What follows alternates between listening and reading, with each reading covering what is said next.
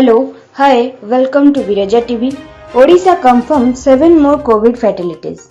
Bhubaneswar, 7 more COVID positive persons in Odisha have succumbed to the disease, confirmed to the Health and Family Welfare Department on Thursday.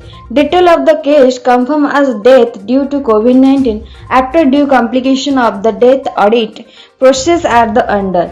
1. A 75 years old male of Vanagul, a 62 years male of Cuttack, a 77 years old male of Jajpur, a 50 years old female of Khordha, a 75 years female of Nabarangpur, a 75 years male of Puri, a 78 years old male of Sundargarh. The department further stated that his list does not reflect deaths occurring on a particular day. It gives detail of past death for which the death audit process has been duly completed and the cause of death has been identified as due to COVID-19.